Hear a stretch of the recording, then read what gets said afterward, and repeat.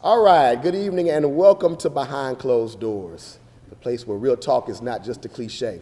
We'd like to thank you guys for coming out tonight, and we just want to thank our first-time visitors that are here tonight. Let's give our first-timers a hand. We got a lot of them tonight. Good to see y'all. Those of you that are watching us live streaming, we thank you for taking your time to hang out with us tonight. Let me explain what this is. Behind Closed Doors is not a relationship panel. It is a ear hustling session. How many of y'all know what ear hustling is? Okay, let me explain if you don't. For me, being the single bachelor that I am, it's not a commercial, it's not. What I do a lot is I will go out and I will sit at the bar and tell them, give me the strongest Coke they got. A lot of ice. And I sit there and I'll listen to people's conversations. And because I'm nosy and because I pretty much have a bit of I guess you can say, a overconfident air sometimes, where I don't mind jumping in people's conversation that I don't know. I'll jump in and start interjecting some things before they know it. And I've made a new friend because I don't do it in a brash way. But that's what tonight is. I mean, it's an ear hustling session. Me and these ladies up here, we will begin conversations, and it is your prerogative to jump in whenever you feel free. We have a mic that is circulating around the room. Now, let me go ahead and give the rules of engagement real quick, okay? Now, we don't want you to grandstand. What do you mean when you say that, Sean? What I mean is, this is not the spot to go ahead and give me your poetry rendition. or we're going to have plenty of breaks to where if you see a pretty young lady in the room, if you want to flirt with her, go talk to her. Don't use the mic to do that, okay? This is not the chance for you to impress the ladies, but this is a chance for you to get some things out, okay? So when we are doing it, I don't mind you doing it multiple times, but if you notice that there is somebody else that has something to say, please don't be hoggish with the mic. And as a matter of fact, the pastor side of me is going to come out there and I'm going to hit you with the amen, and we're going to leave it at that. Y'all can laugh, that was a joke. but anyway, I'm going to introduce myself and then I'll allow my panelists to do the same. My name is Sean Wilburn. I am the senior pastor and founder of the Fellowship of Hope Church in Spring, Texas. I am also a relationship coach and author. Name of my book is Love Chronicles, a revelation of how I played the game, Love, Lost, and Learned. Have some copies to sell tonight if you want to buy one. Also working on my second book. It's entitled The Miseducation of Christian Dating. And some of what we'll talk about tonight will come from some of my ideas in that book. But we're glad to have you tonight. Ladies? Why y'all looking down here? We're going to start with you. Light skins go first. Why you do me like that? Tonight. My name is Mishika, and some of you know me online as Mish. That's all I put out there is Mish. I got a job like everybody else, so I can't really tell all my business. But I'm a relationship blogger and author. I wouldn't dare say expert, because I don't think any of us have gotten this down pat. Right. But my book is called Relationship Revelations, and I've been doing this for blogging for about maybe 4 years now, about what I have learned along the way. And I'm determined not to repeat the mistakes I've made. And I like to share what I've learned, because it's amazing how when you share it with someone else, you hustle first, then you share. And other people start to catch on, and we can all kind of move on and do better. Oh, that's me. I'm Elisa Denise, and my Facebook name is Elisa Denise. You can request me. Be sure to check in tonight, the trip Behind Closed Doors also. Please do that. I am the visionary behind my panel, that's a traveling panel called Sex, Love, Relationships. And we talk about just that, sex, love, and relationships. We started here, we had 2 panels here, traveled to Dallas, and we're going to come back to Houston. We tend to like Houston. We'll be back in Houston in the summer, and it's going to be hot. Right. And I am Rosetta Bebe Mosley. Hey, I baby. say it that way because if I say just Rosetta, some of my people from back home won't know me. If I just say Bebe, y'all may wonder who I am. So, but and I have a hard time shifting sometimes when I come here, because this is also my pastor. But the reason God sent me to him is so that it was because I don't do church and I don't do religion. So this is a perfect platform for me. If I had to take a title, it would be life coach. Why? Because I done been all over life. So I love talking about relationships, but also On the other level, I'm a healer.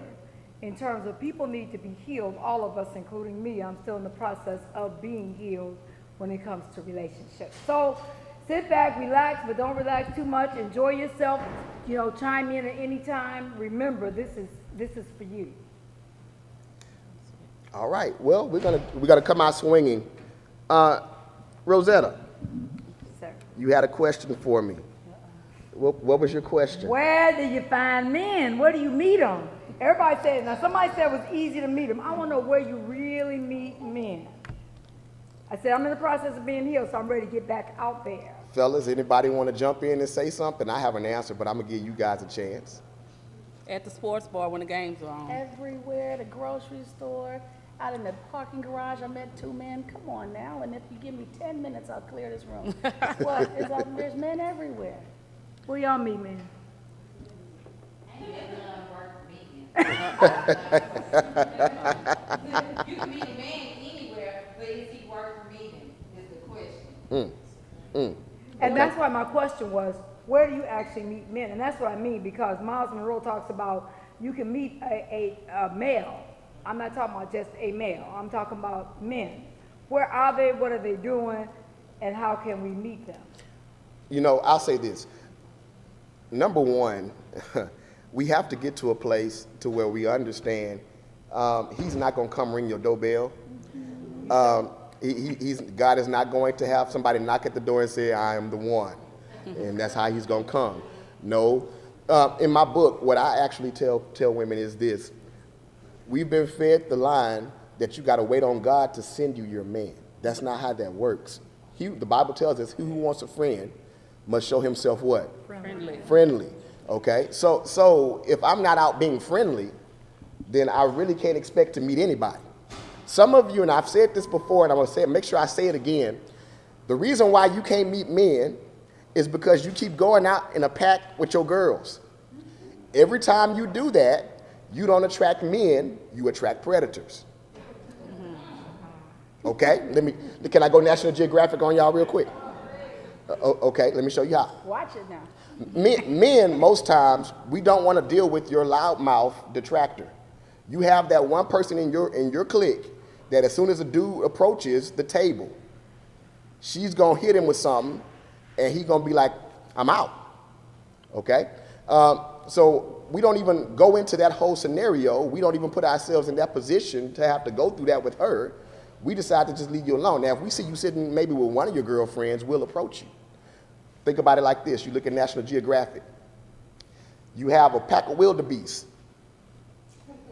Did I say watch it? And some lions. Don't tell me watch it. I'm not calling y'all wildebeest. Don't start squirming in your seat, looking at me all cross-eyed. That's not what I'm saying. Okay? But you have that pack. You have the lions that's sitting back looking. What are they looking for? The weakest one. They're looking for the weakest one. Okay? Can I be honest with you and tell you something? Most times the weakest one is not you. The weakest one is your loudmouth friend. Okay?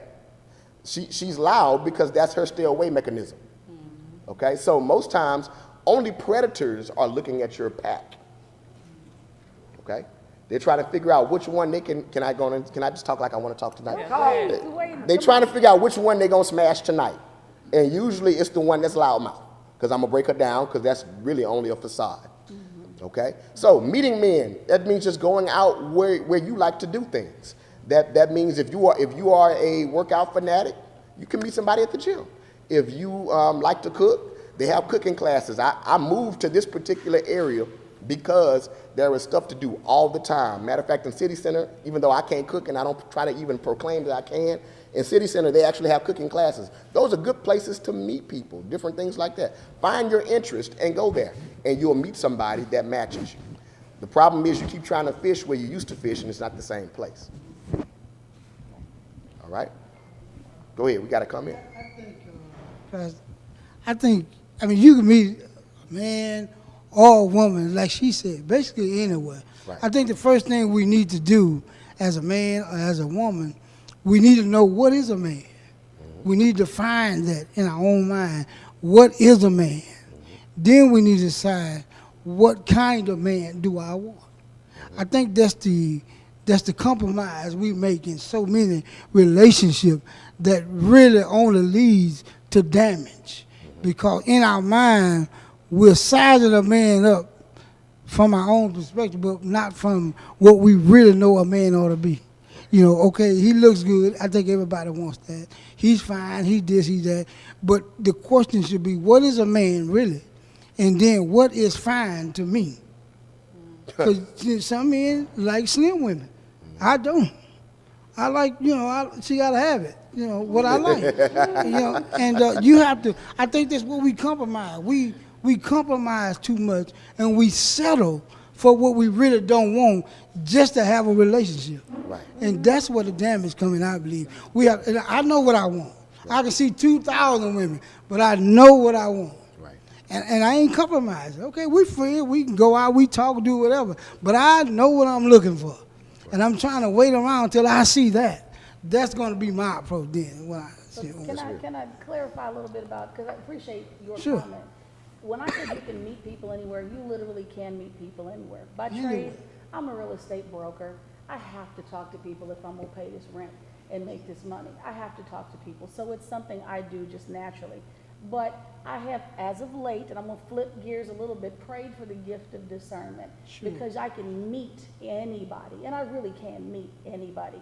But then I have to start to learn the lessons from the last guy I met or the last guy I dated. Okay, is this fool in the making? Is this the right guy? Is this a man? You have to start paying attention to the person you meet. So for me, I can meet a guy anywhere.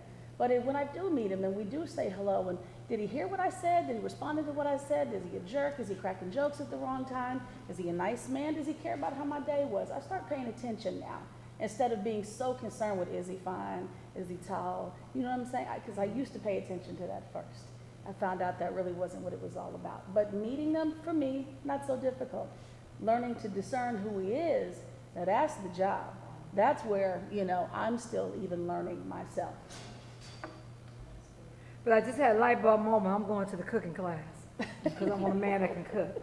So I'm gonna start there. But You go going to ahead. the cooking class to meet I'm the going to man? the cooking class. Okay, that's to a meet good some place men. to Yeah, meet yeah. I'll even add that as women, we like to go out in packs, but since I met Sean a couple of years ago, he told me maybe start going out by yourself, because I enjoy my own company, so I can get dressed up and go sit at the bar, order my food. You kind of got to get out, because if you want to be found, you got to first be seen.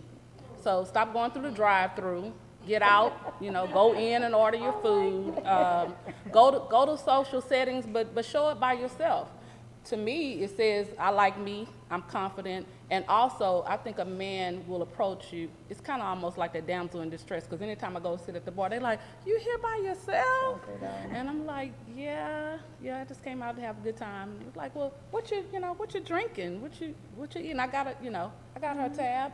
And so you can kind of know if they have gentleman qualities. You can find out a lot about them, what their approach is.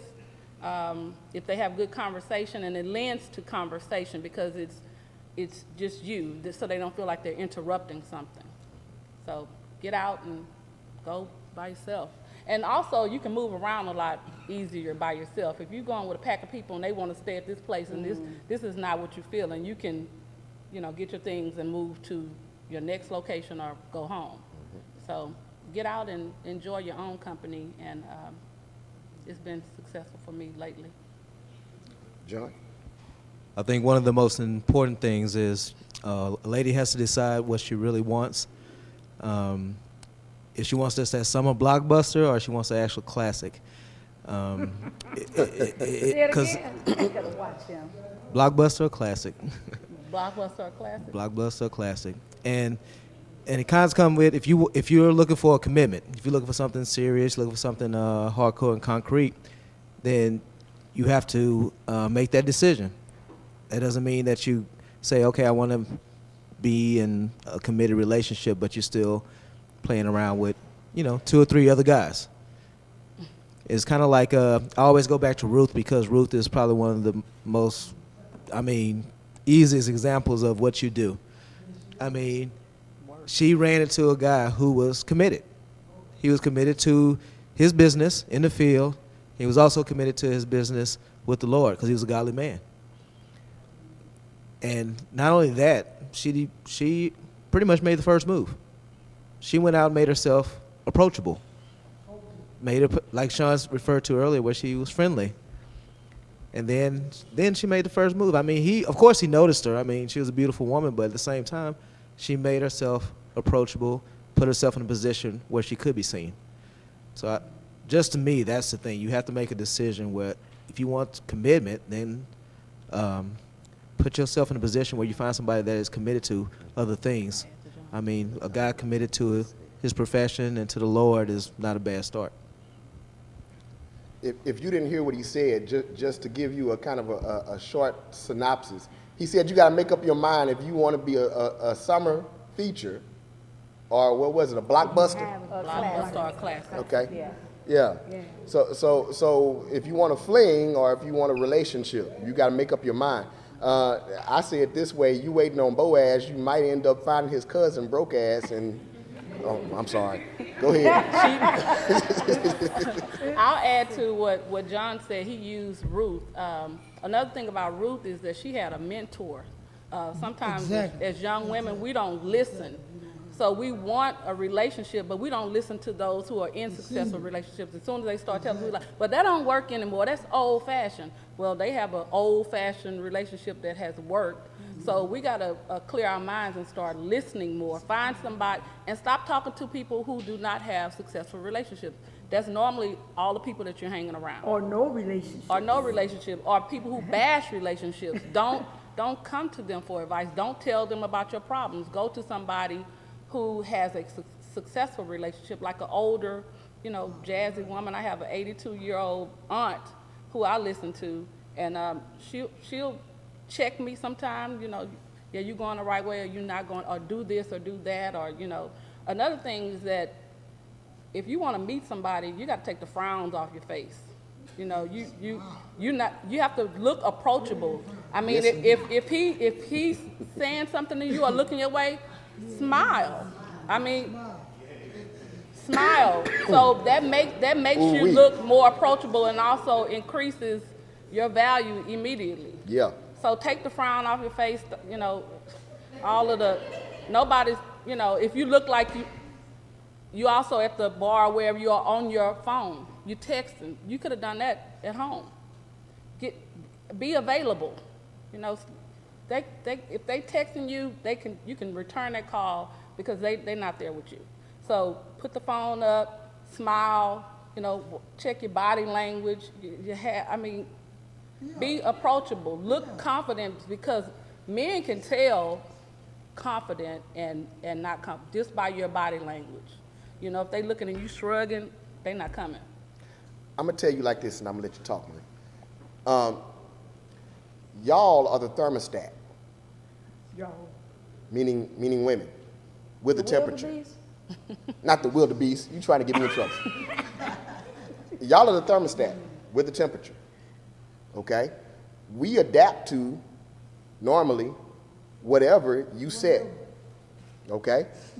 If you set I'm not approachable, then I'm not gonna approach you. Okay? If you said I'm friendly with the smile, then it's on. It's whatever you put out there. The energy you give is the energy you're gonna get back. Okay? Just keep that in mind. Go ahead. Two things. That was a question she has in her book. She said, was it sex? What was it? Put your microphone on. But you're No, asking somebody a had a question. book titled, I think it's Sex, Love, and Relationships. It's To a the panel. I think sometimes, who's really looking for love these days? The sex, love, and relationship is her panel, but Okay. who's looking for love? Who's looking for love? I know I am. Okay. I don't I need think it. that's one of the things in relationship. We're not looking for love anymore. Because I don't need a fuck buddy. I don't need yeah. one of those. That's right, yeah. Yeah, You I can get that anywhere. Yeah, I don't need Anywhere. But I we're get looking for that. That's love. no problem. Real love. Yeah. Then it's not difficult to end up deceived in relationships because Jacob was deceived. But because he wanted real love from the woman he loved, he had to make a change. He had to come to be, hey man, I slept with her, I was deceived. but that ain't who I want. And he woke up the next day and fired her for the woman he really loved. And when you read the scripture said he loved Rachel more than Leah. Not that he didn't love Leah, but there was a different perspective of love. When he first met this woman, man, he was strung out behind her. Then this woman he mentioned, my man back here, that's my girl, man. Ruth, I'm gonna tell you what I like about Ruth. She's in a field working and gets a rich man attention in field clothes. Now that's fine. Doc. I'm saying, she had to be fine. She working, Doc, and caught a rich man in the field. So it's not always how tight your clothes are that gets a man's attention. You know, sometimes he can see through what you're doing, your work and all that. Because I'm going to tell you something. If you find in anything. And the fineness will show if you find. But she worked, man. And Boaz fell in love with her so much so that he went and talked with the man who was in line to marry her and said to her, if you don't want her, I'll take her. But you know what? Now, I have to Hold up. over time. Hold up. Oh. We actually have to go to break. Guys, we have to, our segment is up. We're going to come back with that. We're going to go to a short 5-minute break. We'll be right back. Okay, those of you that are watching, stay there. Get you something to drink. It's going to get juicy. Stay with us. Y'all get you some more food. Plenty of it over there. We'll be back in about 5 minutes. Hi, my name is Nicole. I always like supporting different venues and different outlets, and especially when other people's opinions are being said, it's a good thing to listen, and it helps enhance your perspective in general. I'm here. I enjoyed the dialogue that was here this evening. This was my first time. I learned a lot. It was a great experience. I would like to come again. All right, and we are back. Now, I believe last time, right before we left, Miss, you sound like you were about to tee off on something. No, so. I ain't teeing off. No, Baby was teeing. Oh, no, we can move to the next subject. I was actually trying to get y'all attention so we could take the break. I done teed all I need to tee tonight. I want to hear from some folks in the audience. Remember, this is an ear hustling session. This is not church, okay? This is freedom. Everybody's entitled to their own opinion, and we need to circle the room. And it's well respected. Let me say that. well respected. Well, it wasn't a tee off, but I will wrap up to what the man said at Okay, the end. go ahead. Here's what you had asked: did I want to be in love, or was I looking to be in love? Okay, and that's good, and that's fine, and that's the ultimate goal. But I will say this: when I meet men, because the original question was, where do you meet men? Looking for love is not what I have in the back of my mind, because that invariably will scare a man to death. I really am looking to see who can I be friends with. Really? You know what I'm saying? Who can I go to the movies with? Who can I play golf with? You know what I'm saying? Who do I get along with? So I don't keep the love thing out front. It's in the back. Because since we started the conversation just talking about meeting men, that's a lot of pressure that us ladies put on ourselves. And Sean will tell you, that's not what men think about when they meet us first. So I've had to change how I think when I first meet a man. You know, what's on my mind? What am I projecting? Like she said, what's on your face? You're desperate looking for that love. That shows. Oh, don't you do The it thirst to me. is That's real. what you do it now. Yeah, and John, stay on your side of the room. Wherever you at, don't come out here. But yeah, you can see all of that. So for me, when I meet a man, then to me, I can meet them anywhere. It's really just who can I be friends with? Who can I get along with? Who's nice enough to have a conversation? Who even knows how to have a conversation? And, you know, if we can do that, then we can move around. We can keep moving on, moving forward. So since it's an ear hustling session, I'm going to confess, I'm not really looking for a man. I work at the airport. I meet men every day, all day from all kind of countries, okay? And I'm like this. I am out there. I'm very friendly. I mean, for me, it's what I do. I enjoy it because I'm in the public eye, okay? So I meet men all the time, all levels of conversation. I have myself a ball. Am I a flirt? Yes. I flirt all the time. But I want people to feel good. I feel like Sean calls me a cougar, whatever. I love my men, and I'm really not even prejudiced. I love men all races, creed, colors, ages, everything. Just the male smell, the male gender, everything about a man. There she go. There she go. Don't do it to me. But, and I'm still gonna go to that cooking class though. But when I ask that question, it's because people are looking to date and people are looking for love and people are looking for relationships. But you have to understand, sometimes I had told them that back home in Detroit, I'm from Detroit, Michigan. When I go back home to this day, my boys just gather. They just, oh yeah, baby's in town. Let's say, hey, let's get together. That kept me from getting married for years. You know why? Because I had that support of my male friends. Mm-hmm. That wasn't the most healthy thing because they were always there. What do you need? Like when John was talking about, do you want a summer blockbuster or a classic? I never even thought about it. I just wanted somebody to go skating with or to the movies with her.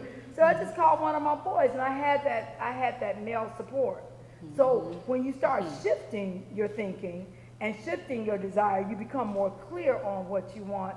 And then, so therefore, you have to figure out how to get it. I got to shift from, I can talk to every man from every country, to really, am I going to focus in on one brother at some point? Pick one player. You going to talk? Really? That's how you going to Okay, Keon, you laughing? You co-signing? That's what's up, man. Okay, so look. There's a brother in the red has something to say. Somebody has something to say? Go ahead. Hold on, brother. Let's get the mic to you.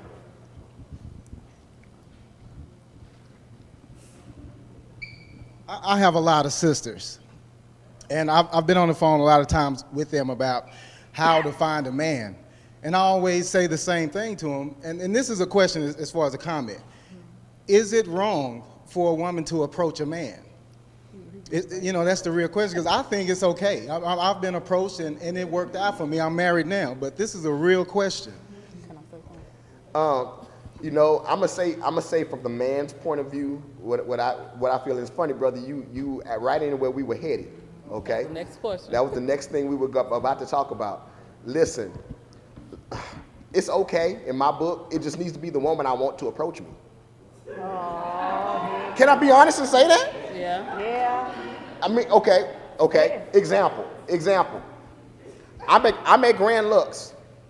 Pardon the free commercial. Chilling, eating dinner by myself. My homeboy came and joined me. Matter of fact, it was Memorial Day weekend a few years ago as I'm thinking about it. And as I'm sitting there, two attractive young ladies come and sit next to me, okay? Well, both were attractive. One I wanted to holler at, the other one's okay. I didn't really, feel her like that. There wasn't nothing wrong with her, don't get me wrong. I just wasn't feeling her, I was feeling her friend, okay? Well, I'm by myself initially, so she immediately turns to me and say, what is a handsome gentleman like yourself doing here by yourself today? On this beautiful day, you don't have a lady, la da da da da. Now, I'm hoping that's her girlfriend that was saying that, but it wasn't her girlfriend, it was her. So I didn't want to be a jerk and say, hey, I like your girl. That wasn't going to end right. So, I just kind of had to play it off and took an L on that one because I couldn't holler at a girl because she hollered at me. I mean, so it just depends on who approaches, in my honest opinion. It doesn't bother me at all. Actually, sometimes I think it's sexy. I'll add to that, to your question. I think it's okay for a lady to approach a man as a lady.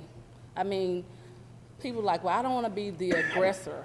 Okay, I mean, you don't have to be like, but you can approach him like, I see, I like your, pay a compliment. I like your shoes. I like your style, or, you look nice. What cologne is that you're wearing? I mean, come on, y'all have pickup lines, or find some, research something. Hold on, and that's what it was.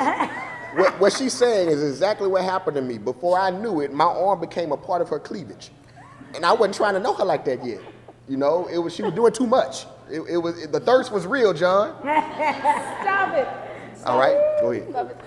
So I went out with a group of friends this past week for a birthday party.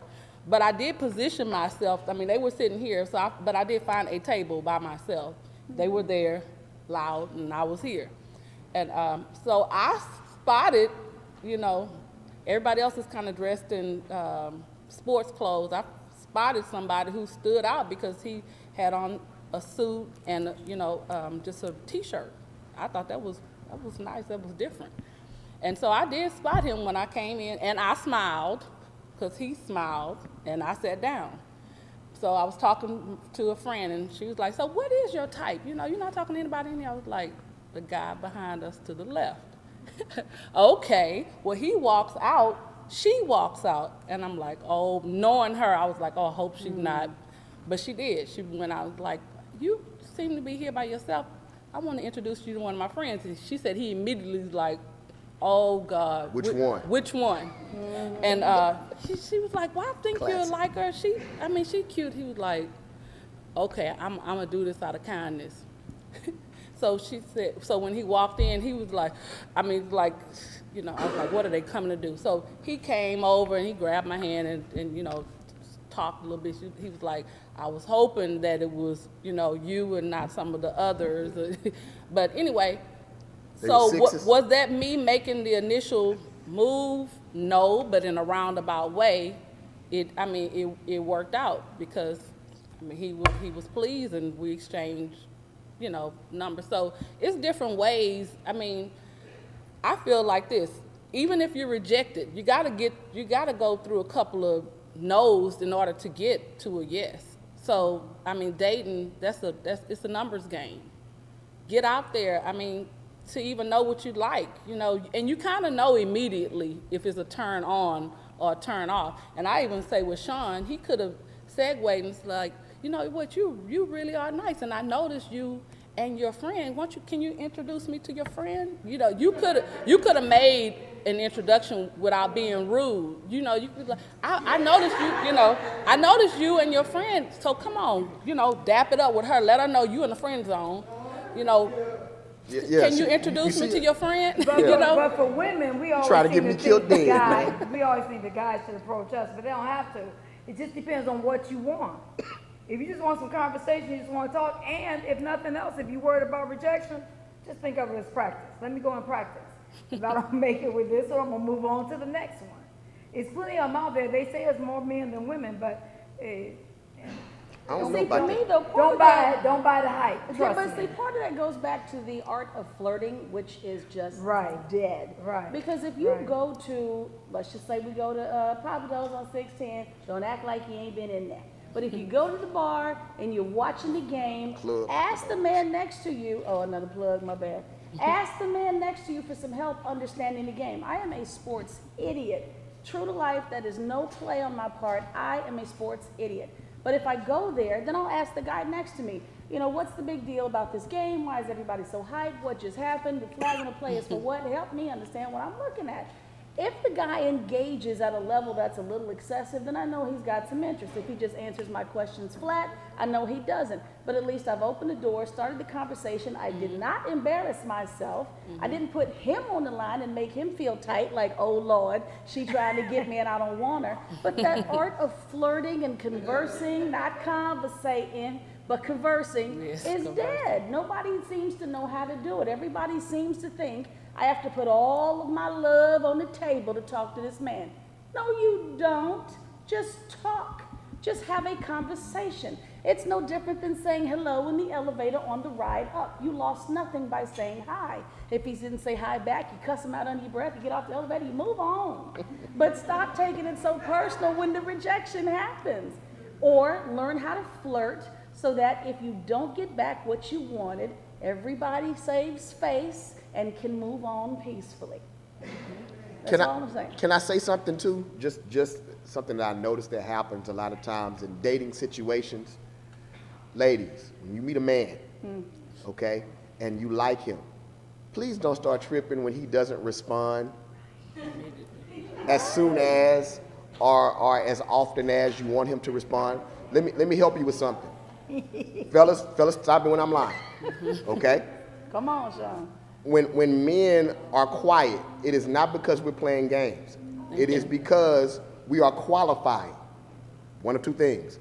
We're either qualifying to see if we're man enough to step up to the plate to you, or if you fit in with us. One of the two. It's not a personal thing. It's not a I want to play the field. If I didn't like you, trust me, as a man, and I can tell all the men in here will tell you the same thing. We don't waste our time. There is no sympathy. If you were 6 and we wanted a 7, we gonna keep going till we get a 7. That's how that works. We never lower our standards. Y'all don't do ever. charity dates? We don't do charity dates. Oh, okay. Matter of fact, the only ones that we've ever done is our aunt fixed us up and put us on something. And said, boy, you better go over there. I told that girl you was gonna call her. You know, that's the only time we do that. Because it's different for us. Even in dating, our projections are totally different. Our projections in dating are always physical. They're never emotional. Okay? Kind of goes back to what Murph was saying earlier, who's looking for love? Most men are not looking for love, they're looking for an escape. Because we are task managers and because we constantly have something on our plate to do, we're looking for something to take us away from that world. We fall in love with the woman that does that. That's when that happens.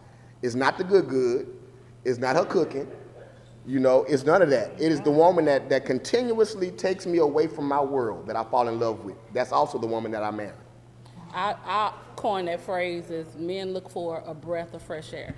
I mean, are you the one after he's had a hard day that he calls you and kind of like can, breathe?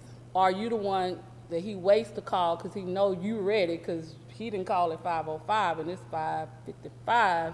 So what is your initial response when he does call? If he takes too long or he didn't call at the time you thought, you can even, my aunt is classic. I wish we need to bring her up here one day because she's classic is showing you even how to complain. Like, oh, I expected your call at 5:05. You must have been busy. You can even give them a way out.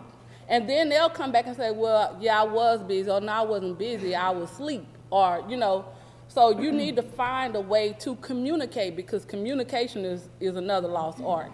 And that's a whole nother thing we had down there. But one of the things I wanted to say is that you too can be too busy. Because the more busy you are enjoying your life, well, hey, baby, oh, good to hear from you, but I'll call you back. Just don't be too available. And then you don't show that thirstiness. We do have lives, and we're about the business of enjoying it. Sister? We got a question. The sister in the back here. Hold up, Get sister. the microphone Hold up. real Get the mic. And she posed I'm ready to speak. I think sometimes as women, we go into situations without any parameters.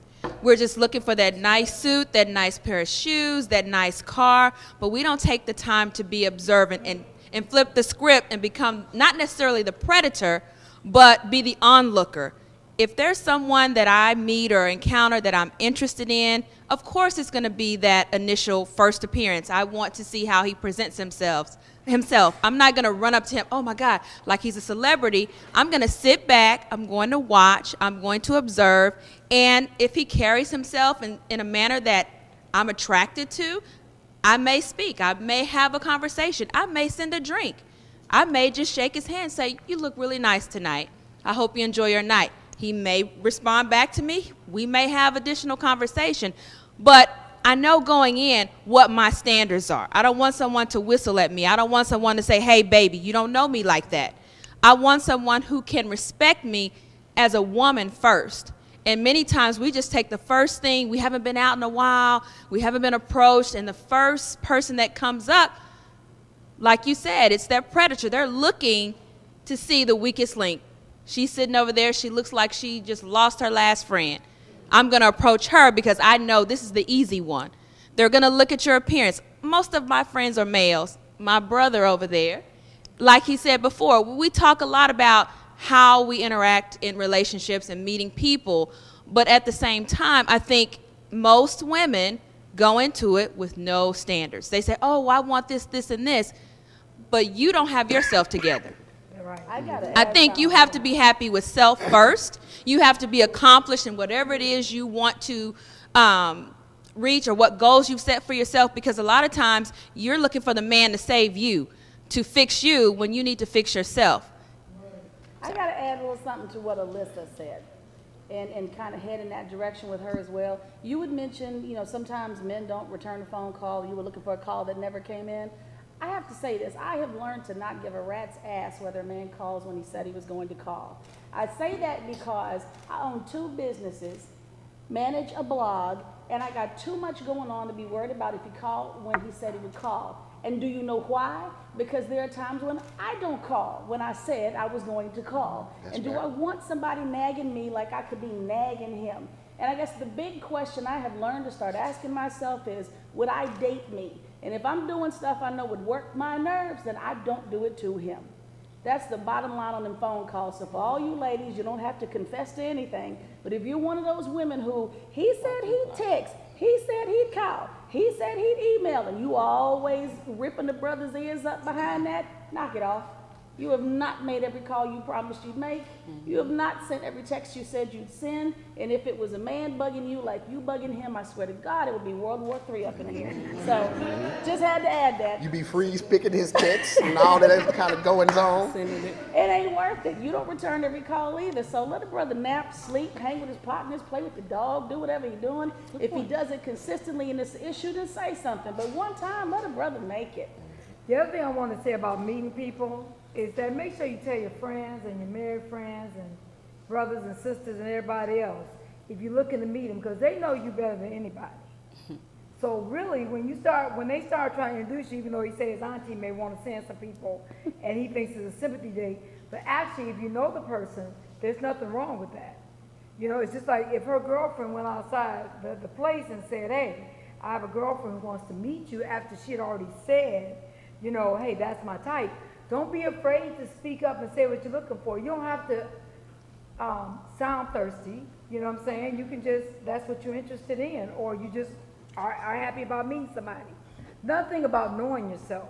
If I went to Champs during football season, I would meet no one. Really? Because I know more about football than any other guys. I have a better arm than most of them, and I would be loud. Yes. I would be so loud and combative if my team especially was not winning, but if they are winning, then I'm all in their face. So she's loud and combative all the time because her team is the Detroit Lions. Yes, that's all right, but I still love them and I'm a fan. So you have to kind of know yourself and know where you can project that, you know what I'm saying? Because if you walk in there, and then it's better not to know, because a lot of men want to teach, and men are hunters, so they want to feel like they got something to share with you.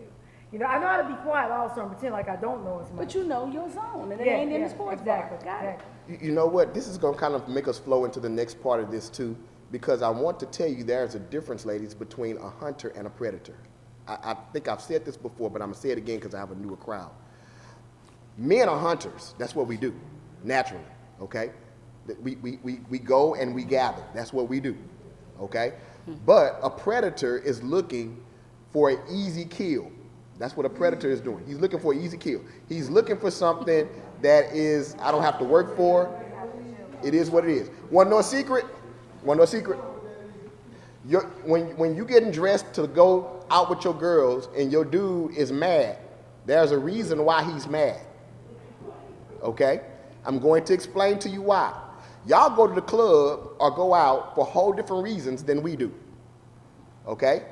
Y'all go to look cute, get a drink, and dance. Hang out. Men don't dance unless we fishing. That is a fishing pole. I didn't say I got to go bust that nay-nay tonight. I ain't say that. That's not what I wanted to do. But because I know how to do that, I'm going to do that to catch your attention so that it will allow me to be able to have conversation with you. So when we go to the club or when we go out, our only reason for going out is to gather. And so when you're going out with your girls, your dude is worried that there is some other dude that is trying to gather. Okay? So you got to understand, and most times that dude is the predator, okay? Because the hunter can sometimes really tell, oh, she must got a dude, just by your conversation, okay? But the predator won't care. He gonna keep prying. And then your dude end up in jail and you're gonna be crying, trying to figure out how you're gonna bail him out. Okay? Go ahead, somebody want to say something? Okay, so we gotta go to another break. We'll be back. Hang out, hang loose. We'll be back in about 3, maybe 4 minutes. Thank you. Yo, how y'all doing? This Shazam. Had a great time, you know what I'm saying? Got a lot of good advice from the host tonight. And hope to be back again one day. I'll be checking y'all out. This is Nina, and this is my first time coming, and I really enjoyed it.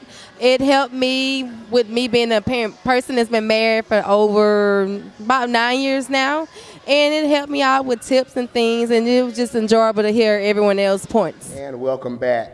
Before we go any further, we'd like to just go ahead and say that tonight's Behind Closed Doors is being powered by Marvelously Moi. Marvelously Moi is a women's organization that is purposed to empower young women and old women alike. The owners, Robin Meacham and Chelsea Irvin, are both public speakers. You can reserve them to come and speak at your churches or your events for women. Also, they sell women's products. They have a booth in the back by our Step and Repeat if you want to go back there. Also, please make sure you visit the Step and Repeat. We have a photographer here. He takes very good professional pictures. You'll see yourself on Facebook if you've been here before. It's a nice photo op for you. And so we have that set up. Also, I'd like to go ahead and put this out here as well.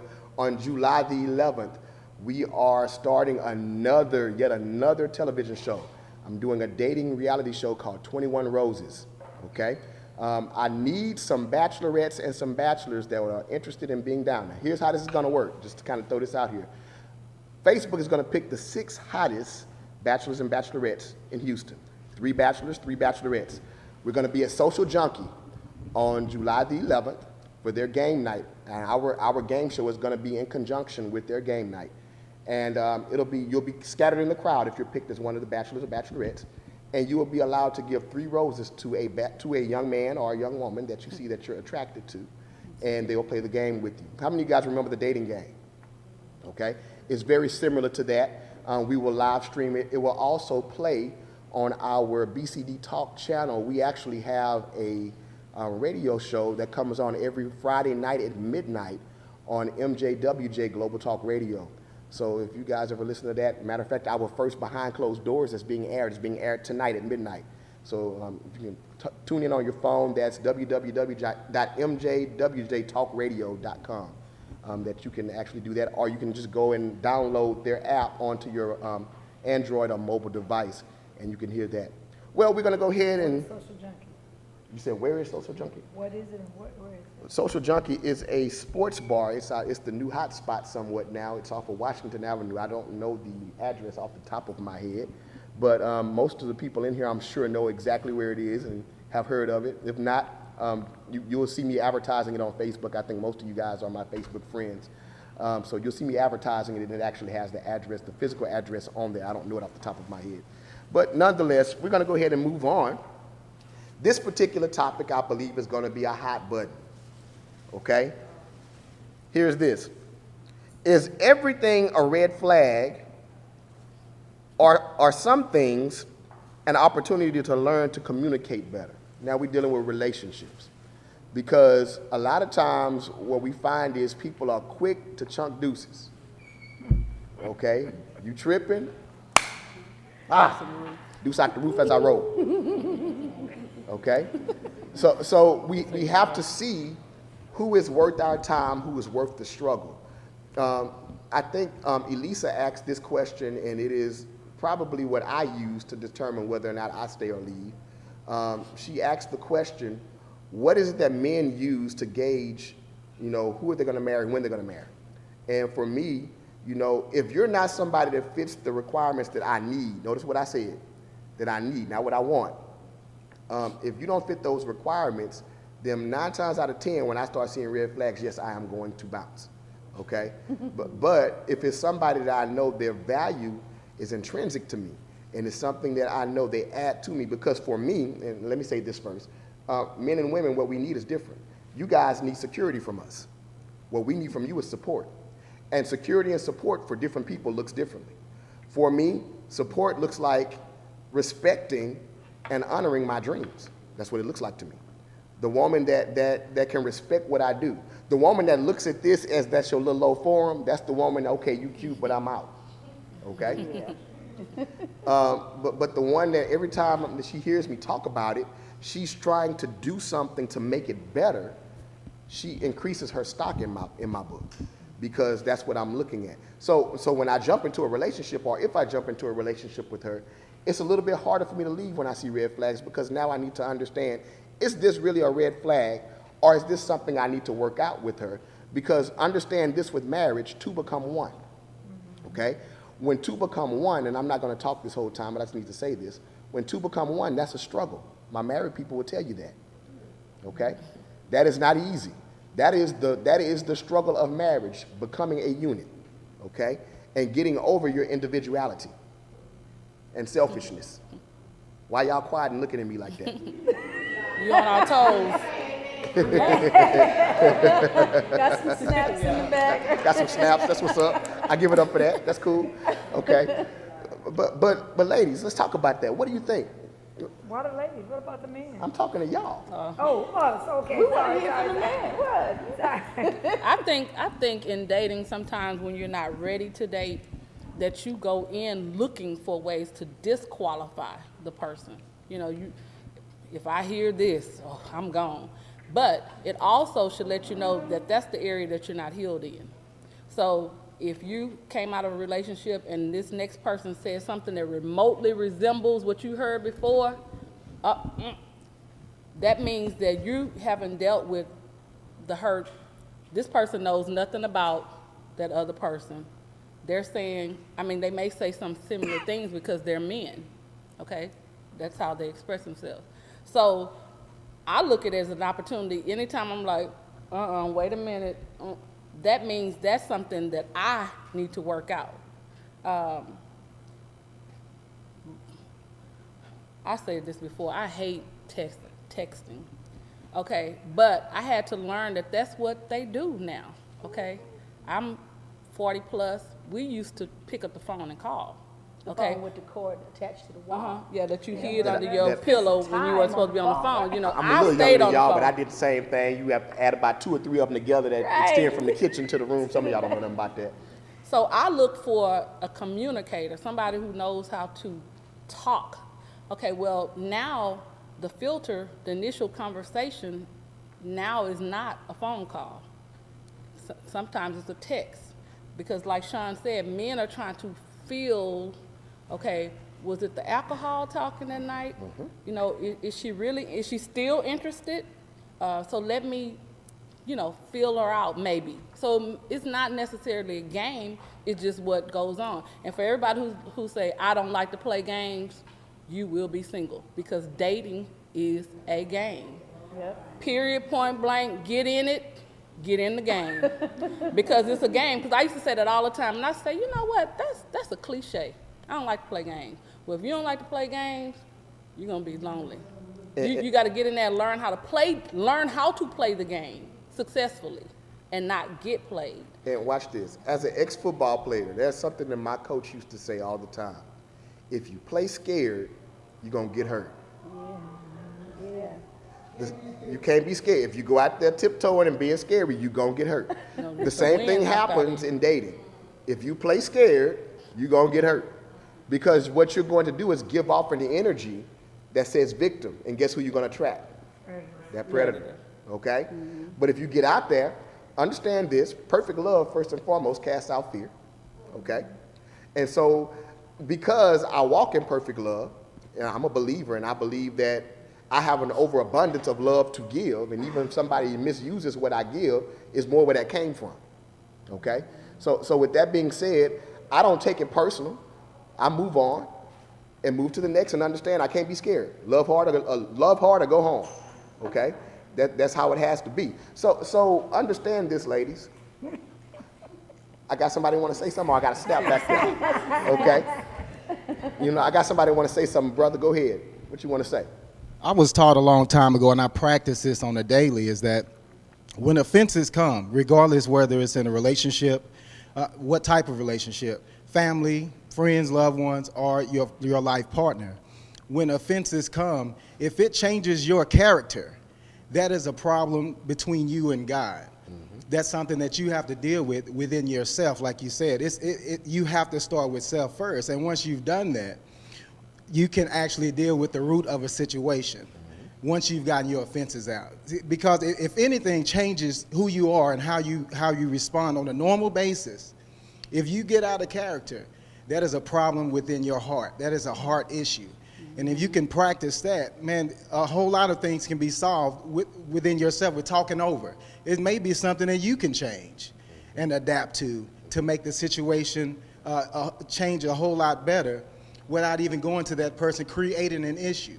That's, like, when you have an argument, I'm married, so when I've had arguments before with my wife, it was, you making a mountain out of a molehill. This was nothing. And it actually was, but because I didn't deal with it with myself first. And once I did, I can come to her properly and she can understand it. And everything isn't, it's not time to say, there's always a time and a place to say things. So sometimes when there is an issue and you've dealt with yourself and you know that you have to deal with this other person, you have to wait on God's timing. And once you do that, the person is receptive into what you have to say. And there's no longer an argument. You actually had a conversation and dealt with an issue. And it's truly what the Bible says about, as far as when two people come together, it's like two nations. You really have to consider yourself a country. As U.S. and China or Germany and all these countries that U.S. has had wars with, that we're now at peace with. It's the same thing. You have to go through that whole mentality change within yourself first. Great comment. I want to kind of add it, even more so, a little branch to that, because another thing, if it changes your character, that it speaks to, is a theory that I say in my book. It deals with the theory. In my book, Love Chronicles, I say, whoever that you date needs to be three things. They need to be compatible, suitable, and right for the occasion, okay? Compatible to you, suitable for you. Those are two different things. And they need to be right for the occasion. The occasion is life, okay? And what you just mentioned, brother, is actually a classic case of somebody being compatible to you. That simply means y'all fit. Most times that means you have sexual chemistry, you have physical chemistry, and usually you do the whole breakup to makeup thing all the time, okay? But suitability is not there. They actually bring out the worst in you instead of the best in you. And how many of us have found ourselves in toxic relationships like that, where people, I take the nature of my grandfather. My grandfather was married to my grandmother for 70 years, okay? That's the man that raised me. I take his nature, very mild-mannered. So when I find myself in a relationship with somebody that has me hollering and screaming and arguing, 9 times out of 10, that's a red flag that person isn't suitable, okay? It's not necessarily that something changed my character. It's just that I'm trying to put myself with somebody that I'm not supposed to be with. Mm-hmm. Okay, and sometimes we put God labels on stuff, It's a snap, and say, Lord, I want this one, and put that label on it, and God is not, he's saying no to that because it doesn't fit you. Mm-hmm. Okay. If it don't fit, don't force it. Relax it, let it go. It don't work. I would also like to say that there's an opposite to that as well. I'm normally aggressive. I'm normally a fighter. That's me. And the right man, I tend to find, will cause me to be calm. You know what I mean? The things that I consider to be my weaknesses, he makes me want to do better and be better because I feel like he deserves better. It's just me. Okay. And can I pose this question? The very first chapter in my book is called Don't Show Me Your Ass. And I wrote that chapter because a couple of relationships back, I found myself being yelled at by this man. And he's hollering and screaming at me. And I'm looking at the phone like, who the hell are you talking to? And it occurred to me, it's like, you're at work all day long. Yes, sir. No, ma'am. How can I help you? Let me get that for you. Not a problem. Right away. I'll take care of that. With people you hate.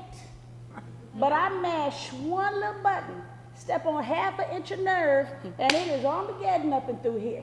So it was a moment where it occurred to me, why are you showing me your ass when the rest of the world gets your best? And so I have had to learn, even when thank you for the snaps, honey, but I've had to learn, one, to temper myself because I value my paycheck, or at least when I was employed by the people, I valued my paycheck so that I would hold my tongue, control my attitude. And I noticed that men would also do that, but you come home and you unload on somebody. And it's like, you gotta start learning to respect what you appreciate. I'm not a paycheck, but if you appreciate what I am bringing to the table, I need you to temper you down, like, for me, like you temper yourself at that job. You know what I'm saying? Mm-hmm. And so, and where it came from is this, and I just want to say this, because it's such a, I love this story. My father passed away when I was 26 years old. I want to say back in 98. I get the math. But anyway, so when he passed away, it took some time for me to heal from that. But my mom had told me a story about when they first got married. And my dad told my mama one day, and y'all need to understand something. You know, my mom and dad, he looked like a white guy. She clearly a black woman. He ain't. He's a Frenchman. But back in the day, this could have gone sideways real quick. But my father said to my mother, he was like, you know, I think you're the most beautiful woman in the world. But I will never understand why Monday through Friday you looking like, you know, Queen of Sheba for these people you work for and with. But I get you Saturday and Sunday, you know, you looking like a housekeeper around here. Now, she could have gone smooth off. Could have lost her mind. I'm raising these kids. I'm cooking these meals. I'm doing this, that, and third. And she could have lost her cool. But what she did was she heard what he said, which was, I want you. I'm not finna leave you. I would like you to put you back together the way you were when I met you. And I'm telling you how I'm feeling so that I'm not out there looking for it from somebody else. You know what I'm saying? And she didn't lose her cool either. She was like, you know what? Heard what you said. And my mother, on weekends, would put a little makeup on, not a lot, but a little bit, get her hair done. And my father would say, hey, where you going? And she'd say, nowhere. But she learned to put it together for him because he liked that.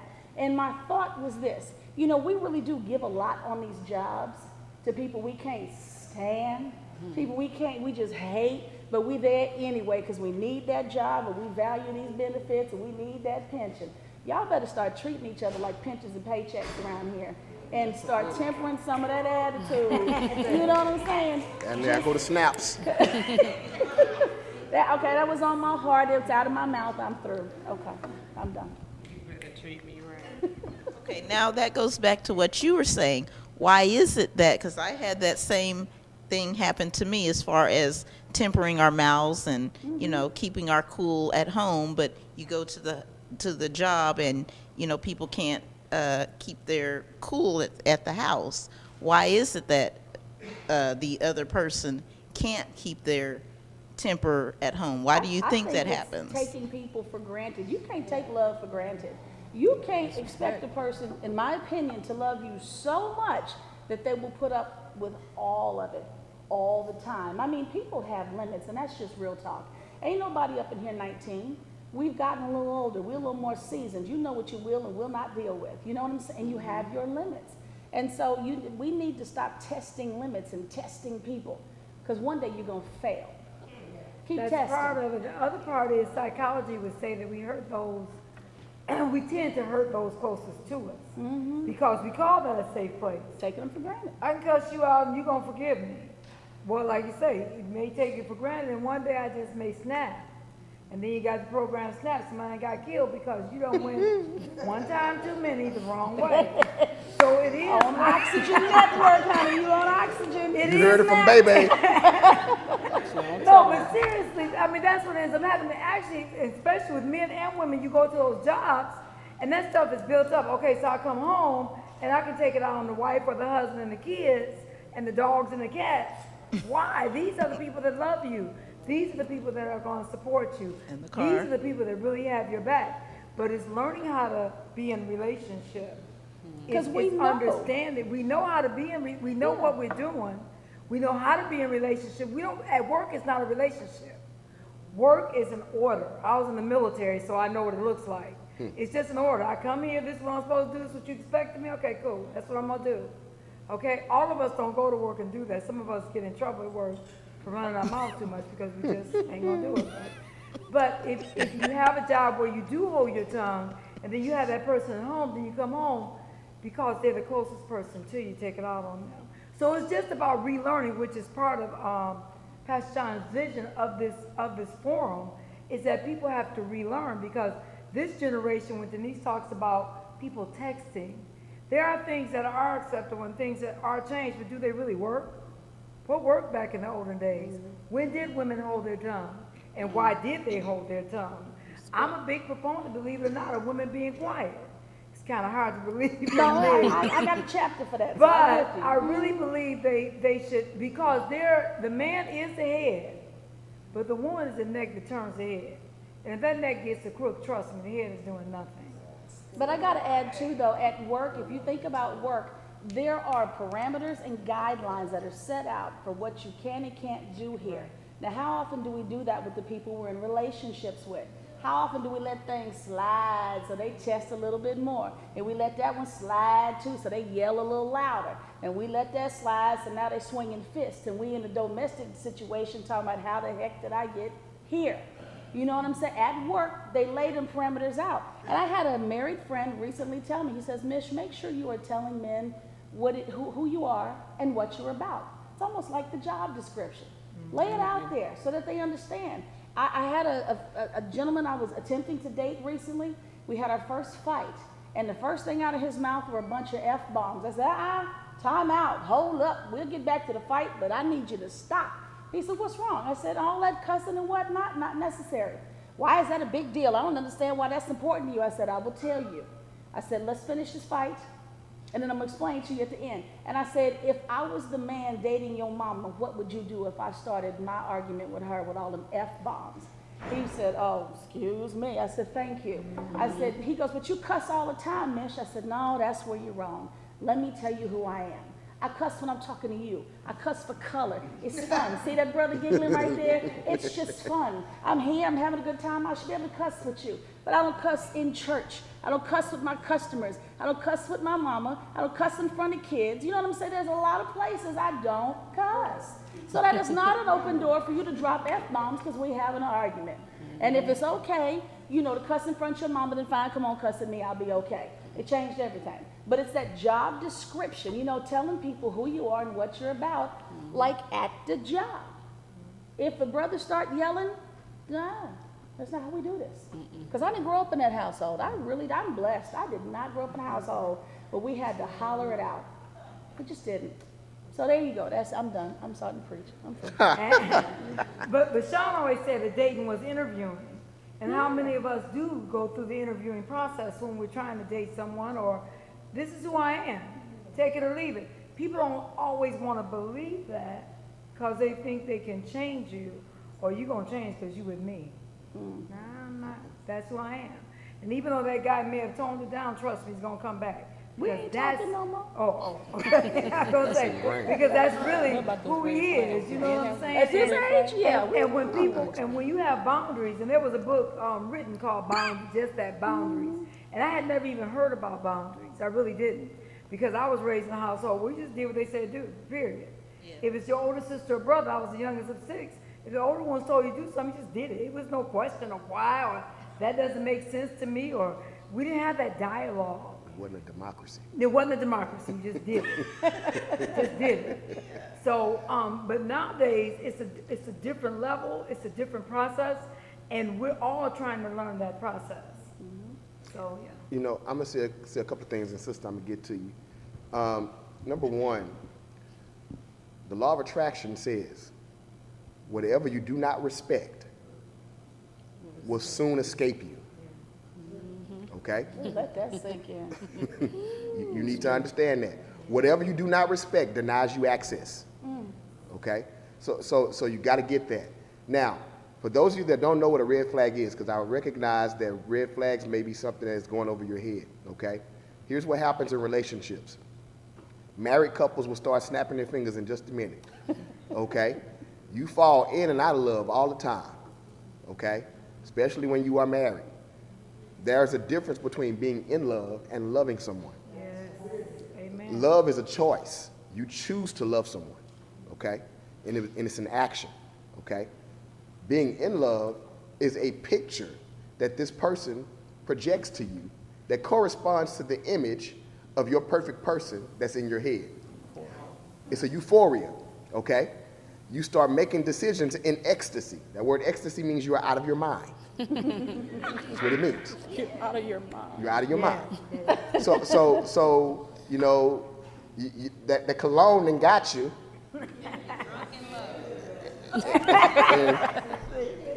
And you texting now. Yeah. You saying yeah to stuff that you didn't mean to say yes to because you out of your mind. Okay, so here's the thing. We ignore red flags in that particular place. Red flags are things that tell you this does not fit. Okay? But the only time you know does not fit is when you know who you are. If you don't know who you are, you don't know what you fit with. And I think the problem with dating is that we have a lot of people with identity crises that's wanting somebody else to fix their identity. All right. Okay?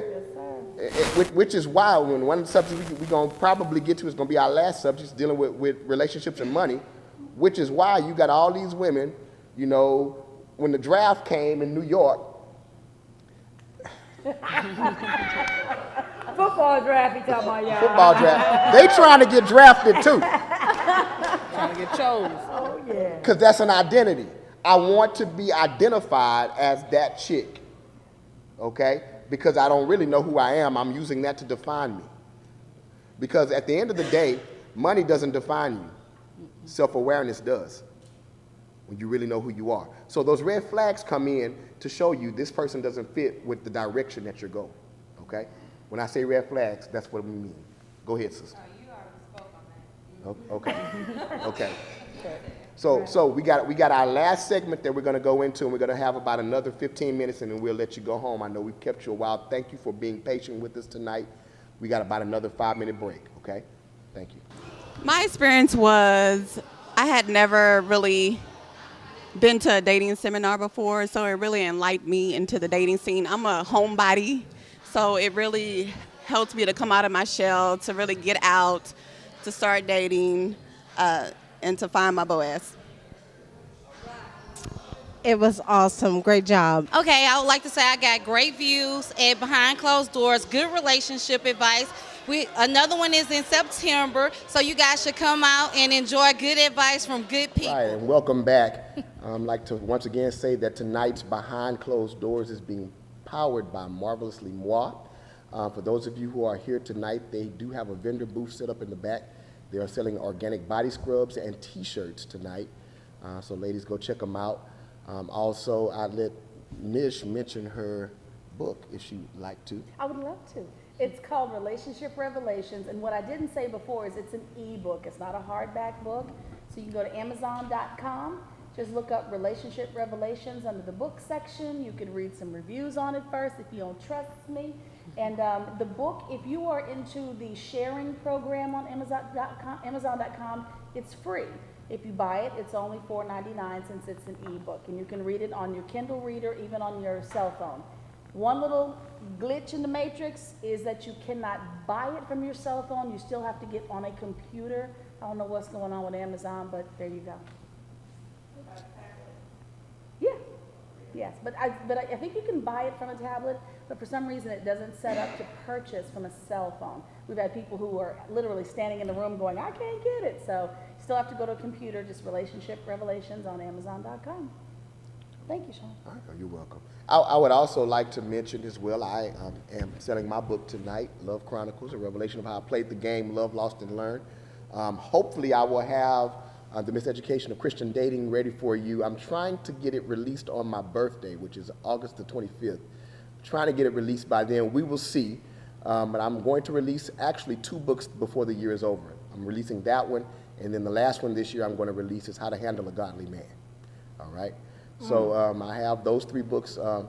They will be for sale. Actually, I'll start probably doing pre-sale copies for my next book. I will say you can start looking for that online in about another month and a half.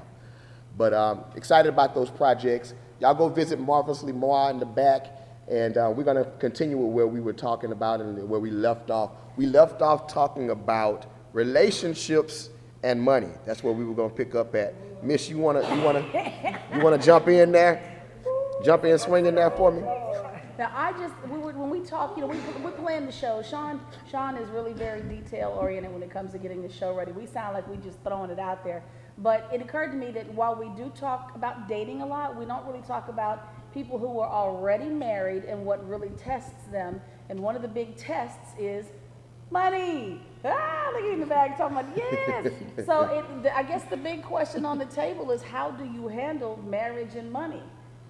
I ain't married, so I need a married person to tell me what works, what doesn't, how do you handle it? Because it is the great deal breaker. Well, it is a deal breaker, but it's a deal breaker whether you're married or not. Actually, people, we talk about how we size up people. We size them up by the money. That's why you got to have your own. But when you go into it goes back to knowing yourself, how much you're going to expose. How much am I going to tell you about my money? Are you going to have a separate bank account? And how were you raised? I was raised to always have mad money. Okay, that's not a correct thing, because if you got mad money, that means you got a separate account somewhere the guy that's not your husband doesn't know about. Okay, and then therefore you always have a plan B in your mind. Well, if you have a plan B in your mind, you're not all the way in. You're not all the way in. You're gonna ride or die with this person if that's who you chose to marry. If I'm dating you, my money ain't really none of your business. But if I'm married to you, then it's our money. And not my money or your money. I have a concept about money because we need to be more specific when we're talking about I want someone who has money, because having money does not make you a great money manager. That's right. Because you can have somebody who, and you talked about the draft, you can have, and you've seen it before, you can have movie stars, NBA players who have money. That's all you wanted, and that's what you're going to get. But how does he manage his money? Every week is he buying the bar? Because that money that he had is now gone. But you still have what you want, right? He has money, or he had money. So now you got to deal with something a little deeper than having money. So now people are like, what are you looking for? I'm looking for a money manager. How do you manage your money? What's important to you? What does your money do? What do you want money to do? My dad asked me that before when I told him that I have a job and I bought some shoes. He was like, you always buying shoes. I was like, because that's what I like. And he's like, well, how much were they? And I told him, and I said, but I saved $40. So he said, well, show me the $40 that you saved. Well, no, he said, you didn't save anything, you spent. So that changed. Oh, okay, so now we're talking about issues of money. What do you want your money to do? So he was like, you're buying things that's gonna depreciate in a couple of weeks. You're not even like those shoes, you're gonna like another pair of shoes. So now you need, I like those shoes though, by the way. So I'm trying to see if they're my size before we leave. So you need to dig a little deeper in even the things that you say that you want, because you can get what you want, but it's still not going to be enough because it's not specific enough. Okay, I do like people who are successful, and that sometimes brings money. But what you going to do with the money? Do you loan all your money out to your relatives and your friend, everybody who's sound like they're in dire need? How many questions do you ask before they get the money? I mean, you need to know, because that's going to set up arguments in your household. If, my mama needed $500, didn't your mama need $500? Are you teaching your mom? Okay, because my thing is, those people that you loaning money to, have you taken the time to teach them what you know? Because you're going to get one loan from me. I'm going to give it to you. But if you come to me again, that means you didn't listen to what I told you the last time. So you're not a good manager of my money now, because now I can speak on it, because now you talking about my money that you need.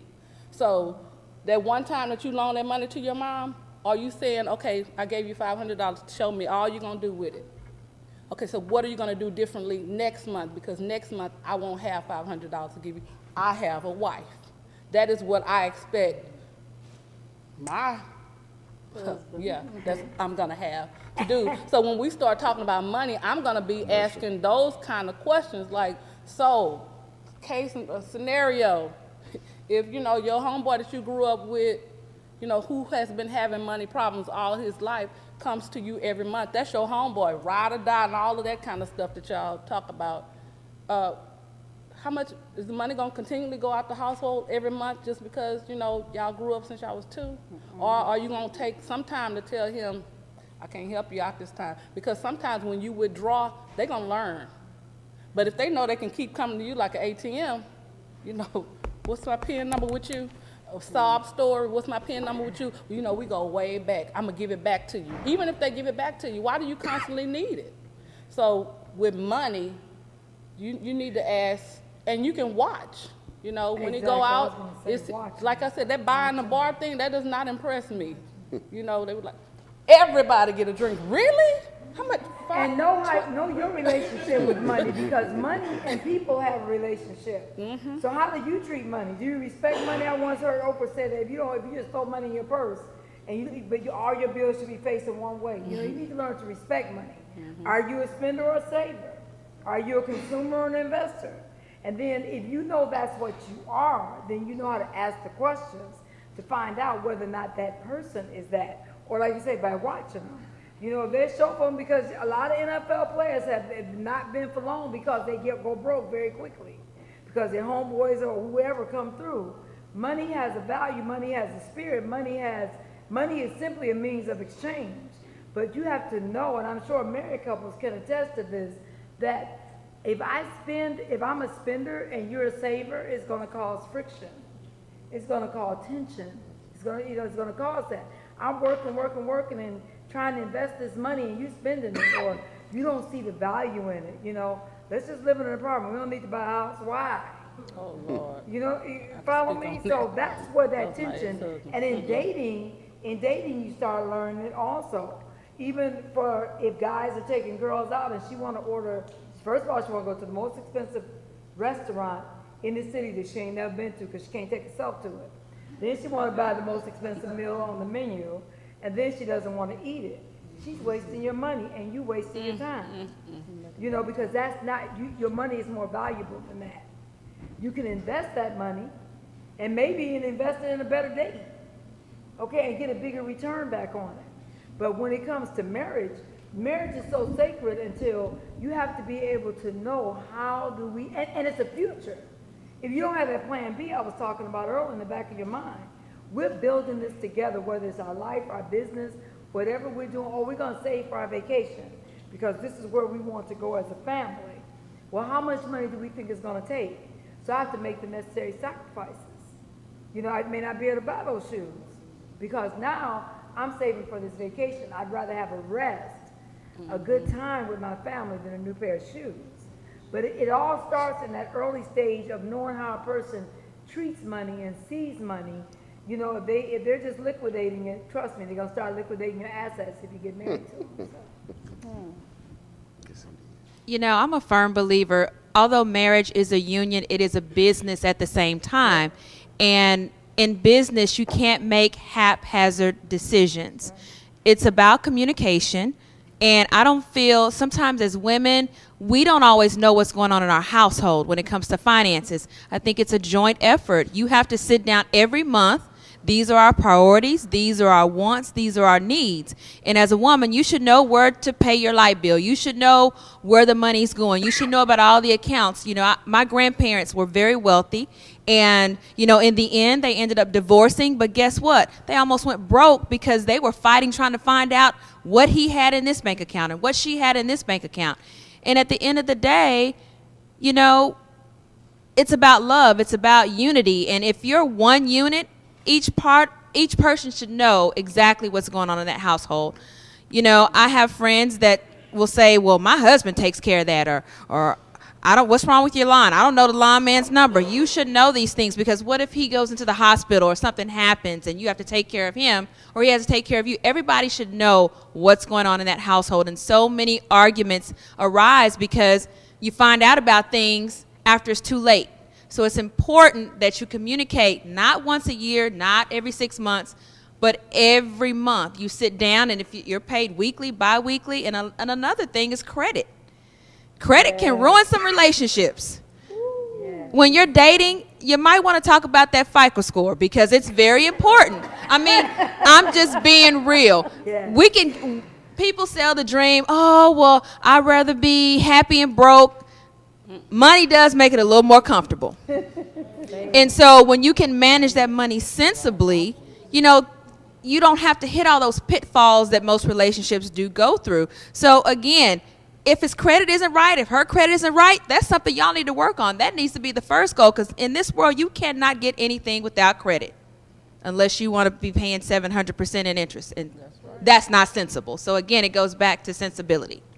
While he's carrying the mic to our next person, I want to say too, that's one of those, is it a red flag or an opportunity to communicate better?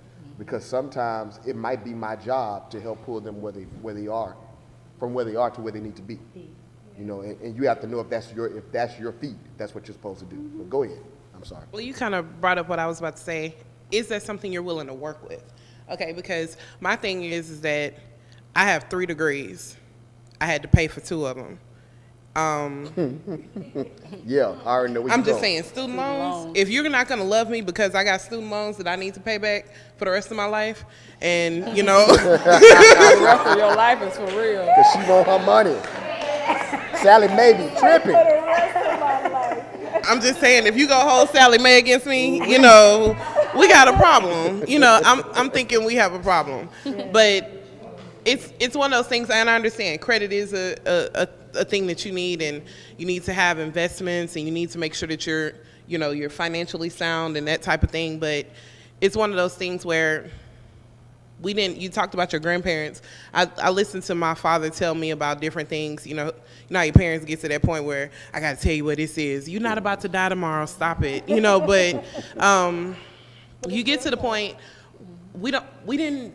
Our generation is different about, some of us are different about how we knew they accrue things. I mean, it was a different time period, whereas today, you know, it's, you know, you make a wrong investment in the stock market and you're broke, you know? So I don't think that we need to, I'm not saying that money is a necessity, you need it. Right. But if I'm looking at somebody and I say that, you know, your credit score isn't a 720 and you don't have enough investments so we can't be in a relationship, then that's shallow to me. That's just me though. You know, but if I see that you are gainfully employed, you're able to do things that eventually we will get to a point with sacrifice and discipline, then, you know, we can work with that. And then another thing you were talking about, some people are better at certain things than others. I'm not saying that you're not supposed to be, you know, you're not ignorant to what's going on in your house. But if I know that you are the math genius and I know how to do something else, let me know what's going on, but you go ahead and calculate that up. Because it's not, you know, it's just we got some snaps on that you one. know, so I want to know what's going on in my house. Don't get me wrong, I'm not stupid. But if you can calculate this up and give me a breakdown of it, and I cook up whatever we got in here, and I still got a shoe fund, we are all right. Wait a minute, I want to say, Rich, that's what I'm talking about, that shoe fund. Now, having an education and paying back those student loans, we done all been there, done that, got a t-shirt. Those who have degrees have been to school or left school because the loans were too big. But that's different than, I just want to spend all my money on all my shoes. Yeah. You know, and I still got shoes, and I still got student loans. You know, you got to discipline it out somewhere. So that's what I was saying, just to make that clear. And like I say, some people are better money managers. But in a marriage, if you're one, then you do balance each other out, and that's probably why you got married. So somebody may have a stronger, but I'm gonna listen to you. If you tell me, you know, or if the man tells you, baby, those shoes really look nice, but not this month. Mm-hmm. Can you wait? Then the key is, are you gonna be woman enough to wait? You know, they might even gonna sell. Okay. I have a question that's a little bit off of this topic, but somewhat dealing with marriage and finances. I have a girlfriend who is married and has 3 kids. They've been together for maybe about 6 years, and they have been married for maybe about 3 or 4. We went to school together. We just graduated a couple of weeks ago. And throughout the whole time that we were going to school, we would carpool together. We do we pretty much rode together, ate together, you know, pretty much did everything together. And it aggravated me so much because every day I had to buy her lunch. I pretty much gassed up. I mean, she gave me a little something on gas every week, stuff like that. But her husband is married. I mean, you know, they're married. Her husband has a job. He has a debit card. They have a bank account. She don't know nothing about the bank account. She doesn't make sure he give her money, you know, to eat. I'm buying your lunch every day. It really aggravated me, and I tried to talk to her about it, and I've admitted to her, I've only been in one serious relationship in my life. One, and I'll be 30 this year. And although I haven't been in a lot of relationships, something that I do know is that how can your husband, I mean, you lay next to this man every night, you know, whatever he asks you to do, you do it. You board his 3 kids. Why is he not making sure that you're eating every day? Why am I doing that? And I just wanted to know, like, is there and I'm a very upfront and honest person, so I'm going to tell you how I feel with, you know, being your girlfriend and being concerned about your situation. And I want to know, like, is it a different way that I should have said it to her? No. Did I say it right? You should have just stopped paying for lunch. I'm going to answer your question. She's hungry enough. She'll work it out. Yeah, that you choose to do that. You chose to do that. But I would let her starve, because a hungry person will begin to speak up and stop using you for all that you would have did for her. So, you know, you can complain about it, but you chose to do that. And different strokes for different folks. I have a friend, her and her husband both are 32 years old. We work together. Money goes into the same account. She calls him, hey, how much you want me to pay on the truck note? We paying double. What you want me to do? Just like he's the head of their household. They money go together. She manage it, but he knows how much in there. They know what they're gonna pay. She bought her first house at 19, 20. Now they just bought their second home. She ain't call me? She ain't call you because we ain't know about you then. Call me next time, though. On the Yeah, third one? on the third one they call you. They just bought a home, it was listed for 300 and some thousand. I think they ended up talking them down, got it for 275,000. They 32. So it could work. It's just how you work as a partnership with each other and work at it. If she choose not to know what's going on, that's her fault. That's failure on her part, because when she get the ATM card and want $5 and it's zero in there, that's because she's not talking and communicating with her husband. Because as I know, we all got at Wells Fargo on my phone. I know what's in my account. If I'm in, and that's what I'm saying. That's her choice. And you know what? Maybe she got all the book sense, but not enough common sense to manage her life and her finances. Because you need to know what's going on. And like I said, it's easy access. Bank account on your phone. Wells Fargo, hey, your account is low. Something came through. So that's on her. Don't make other people's problems yours. Let me say this to even add to that, and I think this may go more so where you were asking. It is control, plain and simple. I don't want you to have any type of advantage. So I have control over everything, which means it also means I control you. Now, you happen to become my good thing because you're taking care of her for me. Okay? Okay? So that's a pimp mentality, you know? Okay. Remember that predator I was talking about? Yeah. Want to know a dangerous thing? Sometimes they get married. That's dangerous, but they do. Yeah. Now, understand with the predator, their mentality is take. Okay? So at the end of the day, even when I'm going on a date, when he's out doing his thing, his whole point is to get whatever he needs to get without spending a dime. Okay? So even while I'm married, I'm going to be married to her, and I'm still going to do my thing. That's why she don't have access to my account, because she don't need to know what I'm spending. She don't need to know what I'm doing. And I want to make sure I can find out what she's doing. So if she asks me for money, I know where she's going to take it. And I know if she don't have no money, remind me your name again, babe? Marquita is going to handle her when we at school. She's going to pay for her lunch. She's going to give her gas. I already know that's where she's getting that from. That's how that goes. And you know, as long as there is a Marquita, she'll never learn her lesson. Oh, actually, Marquita decided to back up out of it, and she ain't doing that now. All right. She mentioned something about my money to me. She told me, she took something of mine, and I told her, I mean, you could have asked for it. And she said something, oh, you got it. See? There you go. I believe I had to touch her. She was dealing with a predator. The girl was a predator. She sounded like she picked up her husband. Quality.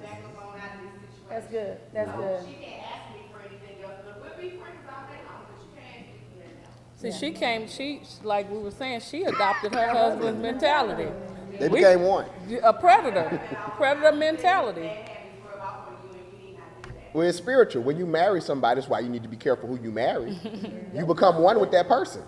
So, I mean, you take all that on. Learn behavior. All of that. Go ahead. I just want to piggyback on a couple of things that were said and expound on how it works for us. Okay, we're working on 9 years this year, and Snaps, y'all, 9 years, let's just stop. 14 years together, and it's not always been a cakewalk.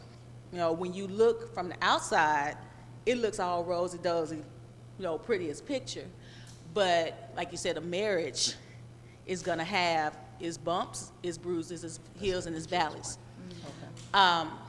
Finances are always going to be a sticky situation, always. But you have to figure out how it works best in your household. Right. Okay? Now, that's my husband over there, so he can... DJ Cayenne is her husband. DJ Cayenne's my husband. For us, he always says he's the CEO and I'm the CFO.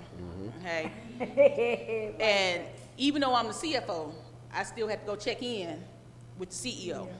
Before any kind of, before anything major takes place in the Burke household, okay?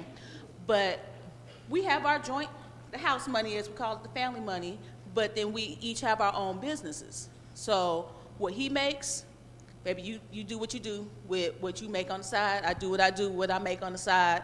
I once told somebody, oh, I want to get him this. They were like, well, that sounds expensive. Is it going to get up and cook you breakfast? I said, well, honestly, yes, it does. Because if I get him something that's going to benefit his extra income that he's doing, it does get up and cook me breakfast. Because when he gets up and say, baby, let's go to IHOP, okay? DJ Cayenne taking the family to IHOP. It's not coming out of the Burke money, okay? That boy say tabernacle. You know, I say that because, you know, you were saying how you were raised in a household that said to always have your own money. But even though we have our own, we know that it exists. I don't know how much is in his account. I don't really care, okay? Sometimes. He doesn't know what's in mine. It's not a big deal because we have that house money, okay? And as long as the house is taken care of, we're fine, okay? Yeah. He want to spoil me a little bit, I'm okay with it. He want to spoil the kids a little bit, I'm okay with it. I want to get something from him, he's okay with it, okay? But you have to do what's best for your house. Right. No one else can dictate what's going to work for your house. Right. I grew up in a house where my dad has always been in charge of the money, but my mom has always known what was going on. Mm-hmm. Okay, so they just kind of had reverse roles. Right. If something was to happen to them today, they each know how to take care of what's going on. They know where everything's at. We know where everything's at. Like Rachel said, they at that point, well, if something happens, I don't even know, but I'm glad to know that we know where it's at. Mm-hmm. Just do what you need to do for your home, okay? Keep yourselves happy. Mm-hmm. That's it. I'm good, baby. She good, DJ Cayenne? I'm good. We good? Oh, see, I guess I'm good. He's not even listening, see? Well, y'all, as much as I hate to say, we're going to have to stop right there. That's going to be the end of our show tonight. Thank you all for coming. Did you enjoy yourselves? Once again, we'd like to give kudos to our corporate sponsor, Marvelously Moi. Let's give them a hand for their sponsorship tonight. Go see them at their table. Go get Mish's book off of Amazon. If you need to get a book from me, I got some on me tonight. I'd love to sell them to you, $20 each. Those of you who have them, you can kind of give me some testimonials if you like and tell them if it's a good book or not. How you know you're doing it is when you look at something, somebody posted a flyer up that had my picture on it, okay? and somebody that I never met that I did not know complimented and said, "That's a good book." I said, "Okay, I must have did something then." Yeah. So, you know, I don't want to brag on my own work, but just saying that this was a place of revelation birthed from my pain. And so it is a place I think will bless you. Also, if you're looking for a church home, I'll go ahead and throw this commercial out here. We're in the Spring area. If you're out on the north side of town, the Fellowship of Hope Church, we offer 3131 FM 2920 in Spring, Texas. Service starts at 11 if you want to come and fellowship with us on Sundays. Next, behind closed doors, just kind of tentatively mark your calendar, is going to be Labor Day weekend. Is everybody cool with that? All right. So that's tentative. That's tentative. It's still kind of in there, but more than likely that will be the case. So we thank you for coming out tonight. We still have plenty of, I think a little food left. Go ahead and clean it out. I can't eat all that. Take your plate home. Do whatever you want to do with it. All right. I know that sounds country, but I'm just saying we paid for it. It's paid for. Thank y'all for coming again. God bless you. Good night. Be safe. I'm Chelsea Irvin with Miko Sparks TV. I'm also a founder of Marvelously Moi. We focus on women empowerment, and some of our products that we have here tonight at the Behind Closed Doors seminar are organic body scrubs. We make customized baskets. We have aromatherapy beads as well. We also engage in image consulting and Glam Squad makeovers. So if you'd like to contact us, our website is www.marvelouslymois.org.